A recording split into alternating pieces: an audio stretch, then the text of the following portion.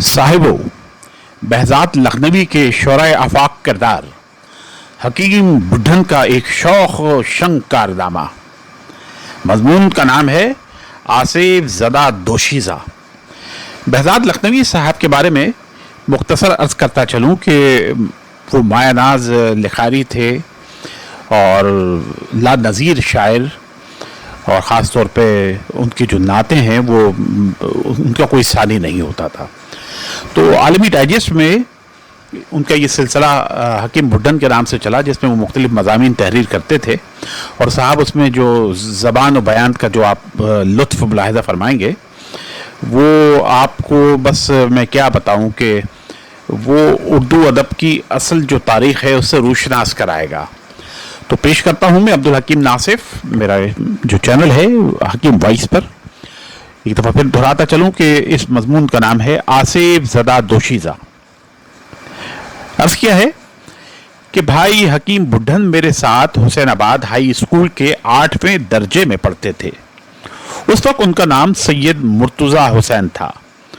तालीम ही के ज़माने में ये यकायक गायब हो गए और बरामद हुए तो नवाबी ठाट बाट था और मसाहिबीन का एक जमे गफीर उनके हमराह था।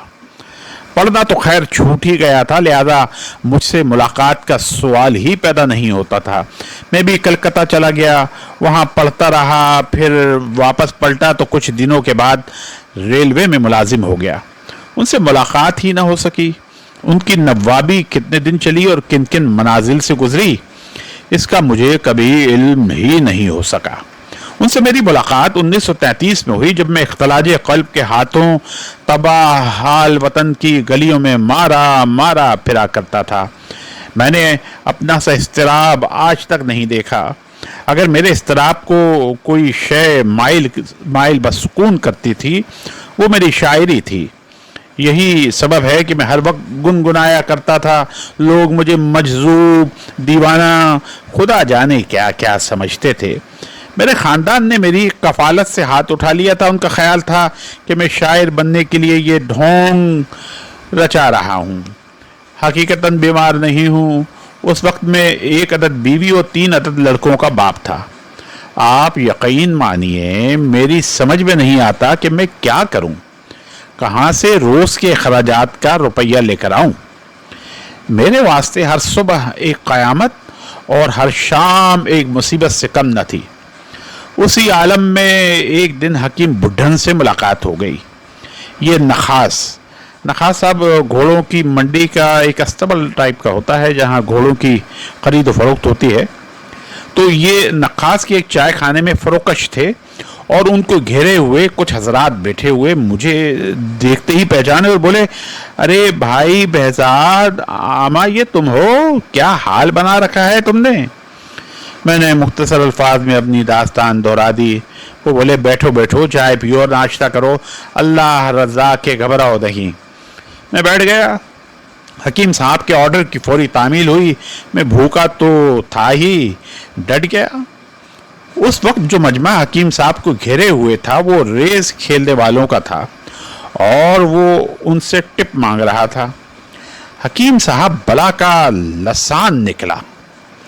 लसान यानी चर्ब जबान। मैंने देखा कि वो रेस पर मुहक्किकाना गुफ्तगू कर रहा है। उसको हर घोड़े का शजराए खानदानी तक याद है। हकीम साहब मजमे से फरागत हासिल करके मेरे पास आए और बोले, यार बहजाद, तुमको शेर फरोशी में तामुल तो नहीं होगा? मैंने उनसे कहा, अरे मियाँ, शेर कौन खरीदेगा? उन्होंने कहा, मियाँ तुमको इससे क्या मतलब?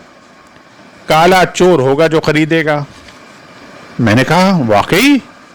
बहरहाल खैर, मुझे मतलब नहीं। वो राजदाराना अंदाज में मुझसे सरगोशी में बोले, भाई मेरे पास बहुत से टटपूंजिए शारा आया करते हैं, कलाम सुनाकर मेरा मशवरा हासिल करते हैं और मैं उन्हीं में से किसी को तुमसे टिका दूंगा। वाकई जनाब। थोड़ी देर के बाद शोराए कराम यके बाद दीगरे हकीम साहब के पास आना शुरू हो गए। ये सब के सब थे 3rd क्लास। लीजिए, चाय खाने में शेर खानी शुरू हो गई। हकीम साहब लहक लहक कर दाद देने लगे।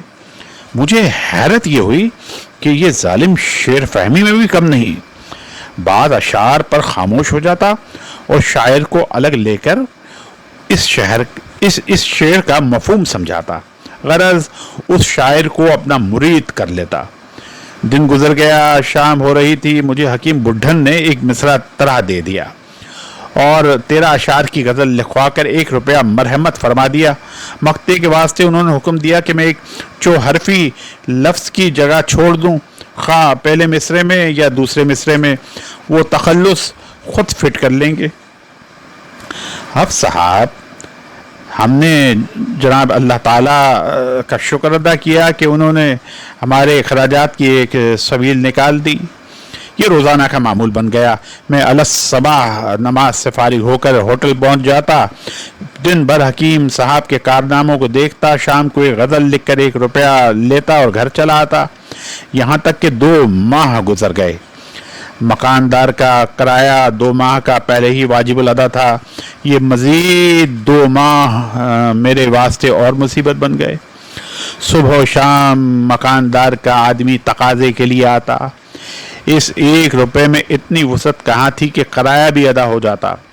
ایک دن میں پریشان سا ہوٹل پہنچا. مزمحلہ صاحب تھے.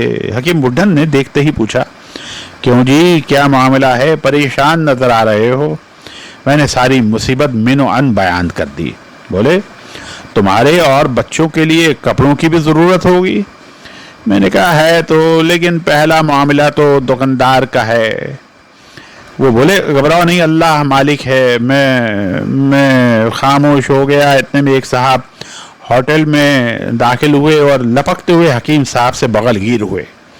حکیم صاحب بھی بہک تپاک سے ملے اور بولے، ارے بھائی مرزا جی کہاں ہو؟ مدت تو بعد ملاقات ہوئی. وہ بولے، بھائی بڈھن، لکھنؤ تو چھوٹ گیا لیکن پیٹ کی روٹی تو چلی گئی. آج کل چودھری چنگو میاں کا مصاحب ہوں. وہ بولے، تو کیا تعلقے پر رہتے ہو؟ انہوں نے کہا، ہاں، اور وہاں سے سیدھا تمہارے ہی پاس بہت ضروری کام سے آیا ہوں. شام ہی کو واپس جانا ہے. حکیم صاحب نے کہا، بولو کیا کام ہے؟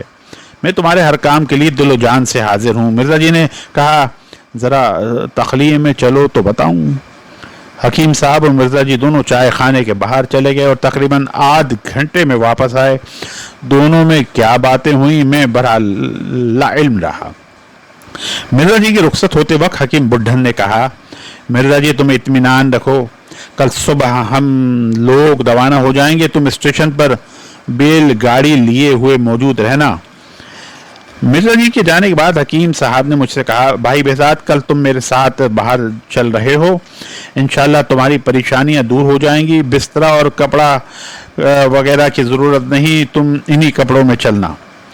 الصبح حسب معمول میں چائے خانے پہنچا. حکیم صاحب میرے منتظر تھے. آج ان کے ٹھاٹ دوسرے تھے. جامدانی کا انگرخا، 2 پلی ٹوپی، سیاہ پم اور سنہری اینک میں وہ بے حد سج رہے تھے. ایک چھوٹا سا سوٹ کیس اور ایک ہولڈال چائے خانے کے بیرونی حصے میں رکھا ہوا تھا. تانگا بلوا کر حکیم صاحب پچھلی سیٹ پر نیم دراز ہو گئے. میں تانگے والے کے برابر بیٹھ گیا. تانگا اسٹیشن کی طرف چلا. حکیم صاحب بالکل خاموش تھے. میں بھی خاموش رہا. اسٹیشن پہنچ کر میں نے قلی کو اشارہ کیا. سامان قلی پر رکھوایا. حکیم صاحب ایک 2nd کلاس کمپارٹمنٹ میں داخل ہوئے. میں رکا. خیال یہ تھا کہ میرا ٹکٹ 3rd کلاس کا ہوگا، لیکن حکیم صاحب نے بستر اور ہول ڈال رکھوا کر مجھ سے کہا، آتے کیوں نہیں؟ تمہارا ٹکٹ بھی 2nd کلاس ہی کا ہے. میں ایک طرف بیٹھ گیا. ڈبہ بالکل خالی تھا. گاڑی کی روانگی تک حکیم صاحب خاموش رہے. گاڑی چلی تو مجھ سے بولے، بہزاد، دنیا میں روپیہ کمانا بہت مشکل کام ہے. تم سے مجھے جو ہمدردی ہے اس کو بیان نہیں کر سکتا. تم ہی میرے واحد دوست ہو. یوں تو ہزاروں شناساں ہیں لیکن مجھے کسی سے کوئی تعلق نہیں. میں نے کہا، میں تمہارا واقعی ممنون ہوں. میری پریشانیاں تمہاری وجہ سے قدرے کم ہو گئی ہیں. گاڑی چلنے کے بعد حکیم صاحب نے پہلی بار زبان کھولی اور کہا، سنو بہزاد میاں، دنیا میں روپیہ کمانا بہت مشکل بھی ہے اور بہت آسان بھی. میں نے کہا، مشکل کا تو بہرحال مجھے علم ہے، लेकिन आसानी का इल्म तुमको होगा। वो बोले अरे भाई मैं मतलब की बात पर आ रहा हूँ, ये तो थी तमहीद। तुमको शायद ये मालूम न हो कि हम कहाँ जा रहे हैं। मैंने कहा तुमने इस राज को खोला ही नहीं तो मैं क्या समझता। वो बोले अरे भाई वो जो मिर्ज़ा जी आए थे ना, वो एक बहुत बड़े ताल्लुक़दार बड़े मियाँ हैं, मीर साहब, उनके मसाइब ख़ास हैं और मेरे बहुत गहरे दोस्त। मामला यूं है कि चौधरी साहब की एक ही लड़की है और उस पर जिन्नात आते हैं। कुर्ब जवार के तमाम आमिल बुलाए जा चुके हैं लेकिन वो सब नाकाम हो गए और चौधरी साहब ने मिर्ज़ा जी को कल लखनऊ से किसी बड़े आमिल को बुलाने के लिए भेजा था। मैंने कहा तो उनको मंजू साहब रम्माल का नाम बता दिया होता, वही बहुत मशहूर हैं, या शाह महमूद मियाँ का, उनकी भी बड़ी शोहरत है। हकीम बुढ़न ने मुस्कुराते हुए कहा मैंने उससे भी बड़े आमिल का नाम बता दिया। किसका? मेरी राय में तो कोई और लखनऊ में मशहूर आमिल है ही नहीं। वो बोले उस आमिल का नाम है behzad शाह। मैंने कहा क्यों बकते हो, मुझे भला जिन आसिफ वगैरह के अमल से क्या वास्ता। वो बोले वास्ता हो या ना हो, इस वक्त तो जनाब behzad शाह साहब जिन उतारने के लिए सेकंड क्लास में बैठे हुए तशरीफ़ ले जा रहे हैं और उनकी पेशवाई के लिए मिर्ज़ा जी स्टेशन पर मौजूद होंगे। मैं घबरा गया। मैंने कहा भाई हकीम बुढ़न ये तुम क्या कह रहे हो? बाखुदा मुझको जिन आसे भूत परीत के मुतालिक कुछ इल्म ही नहीं, और ईमान की बात तो यह है कि मुझे तो उनके जिक्र ही से खौफ महसूस होता है। वो बोले यार तुम निरे गाउदी हो। अरे भाई ये तो मुझे भी मालूम है कि तुम जिन आसेब और भूत से कतई नावाकिफ हो, लेकिन मियाँ रुपया कमाने के ढंग सीखो, ढंग। मैंने कहा वो क्या ढंग होते हैं? वो बोले अरे मियाँ तुम मिर्ज़ा जी की दावत पर चल रहे हो, तवाज़ो और तकरीम का मज़ा उठाओ, कुछ छूछा कर देना, जन्नात तुमसे उतरेंगे तो क्या खाक। बड़े बड़े आमलीन नाकाम हो चुके हैं, बाहर नो तुम्हारी जहमत का मुआवजा तुमको मिल ही जाएगा। तुमने कल ही तो मुझसे मकान के किराए का जिक्र किया था कि चढ़ गया है, कपड़ों की ज़रूरत मैंने महसूस की थी, चलो एक मौका कमाई का निकल आया। मैंने सोचा कि तुमको कमवा दूं, इसको कहते हैं हींग लगे ना फिटकरी रंग चोखा आए। बड़ा घर है, लाखों लुट रहे हैं, तुम्हारे नसीब का तुमको भी मिल जाएगा। मैंने कहा हकीम साहब ये तो सच है, लेकिन जब वो मुझको इस जन्नात ज़दा लड़की के पास भेजेंगे तो मेरा क्या हश्र होगा। मैंने सुना है जन्नात आमिलों को पटखियाँ तक दे डालते हैं और बुरी तरह मारते पीटते भी हैं। उन्होंने कहा तुम तो खामख्वाह के पठान हो, डर के मारे दम निकला जाता है। तुम बाकी हालात मुझ पर छोड़ दो, लेकिन तुम मेरी बातों को काटना नहीं, जो कुछ मैं कहता रहूं तुम उसे सुनते रहना। मैंने कहा हकीम साहब मेरा तो महज सोच सोच कर ही दम निकला जाता है। वो बोले अब तो तुमको ये सब भुगतना ही होगा, सोच सोच कर दिल छोटा ना करो। मैं खामोश हो गया, मगर मेरी दहशत बढ़ गई। मेरा हाथ गरीबान पर तेज तेज चलना शुरू हो गया। मेरा जी चाहता था कि मैं ना जाऊं और किसी स्टेशन पर उतर पड़ूं, लेकिन पास एक पैसा भी नहीं था, वापसी क्यों कर होती, और साथ ही साथ 1 रुपया रोज का लालच था कि यह आमदनी भी जाती रहेगी, घर के अखराजात का क्या हश्र होगा। मैं इन्हीं तफक्कुरात में गलताओं पेचा था कि गाड़ी एक छोटे से स्टेशन पर रुकी। हकीम साहब ने कहा उठो मंजिल आ गई। मैं उठा। हकीम साहब ने अपना सूटकेस हाथ में लिया और होलडाल प्लेटफॉर्म पर फेंक दिया। हम दोनों उतर आए। इतने में एक तरफ से मिर्ज़ा जी लपकते हुए नजर आए। आते ही हकीम साहब से बगलगीर हुए और मेरे हाथ चूमे। इसके एक साथी ने होलडाल और सूटकेस थाम लिया। स्टेशन के बाहर एक बैलगाड़ी मुंतजर थी। इसमें पहले मैं, मेरे बाद हकीम साहब और फिर मिर्ज़ा जी बैठ गए। गाड़ी चल दी। तकरीबन 1 मील की मुसाफत पर एक बड़ी सी हवेली नजर आई। جس کے دروازے پر متعدد آدمی کھڑے ہوئے تھے. وہ بیل گاڑی کو آتا دیکھ کر دوڑے. ہم لوگ اترنے والے تھے اور اتر گئے اور ایک بڑے کمرے میں پہنچا دیے گئے. کمرے میں تختوں کے چوکے کا فرش تھا جس پر ایک ریشمی مسند بچھی ہوئی تھی اور کڑا ہوا گاؤ تکیہ رکھا ہوا تھا. چوکے کے چہار جانب کرسیاں پڑی ہوئی تھیں. مرزا صاحب نے مجھے اور حکیم صاحب کو مسند پر بٹھایا اور کہا, چودھری صاحب ابھی تو تشریف لاتے ہیں. ان کی گفتگو ختم ہی ہوئی تھی کہ ایک قد آور لہیم شہیم صاحب کمرے میں داخل ہوئے. یہ سفید ململ کا کرتا اور پائچے پہنے ہوئے تھے. چہرے پر امارت کا رعب تھا. مرزا جی نے کہا, حکیم صاحب چودھری صاحب تشریف لے آئے ہیں. حکیم صاحب نے بڑھ کر تپاک سے چودھری صاحب سے ہاتھ ملایا. چودھری صاحب نے بیٹھتے ہی کہا, شاہ صاحب کہاں ہیں؟ حکیم صاحب نے میری جانب اشارہ کرتے ہوئے کہا, شاہ صاحب سے ملی چودھری صاحب. چودھری صاحب نے مجھ سے مصافحہ تو کر لیا لیکن غالباً ان پر میری شخصیت کا کوئی اثر نہیں ہوا. حکیم بڈھن فوراً تاڑ گئے اور بولے, چودھری صاحب آپ ان کے ظاہری حلیے پر نہ جائیے, ان کے ظاہر پر نظر نہ کیجیے. میں ان کے کارنامے اگر سنانے بیٹھوں تو آپ حیران رہ جائیں. یہ چھپے ہوئے رستم ہیں, رستم. چودھری صاحب کچھ کہنے ہی والے تھے کہ چائے آ گئی. ناشتہ لگ گیا. حکیم بڈھن نے خوب بڑھ بڑھ کے ہاتھ مارے لیکن میں بے حد متفکر تھا لہذا بہت کم کھا سکا.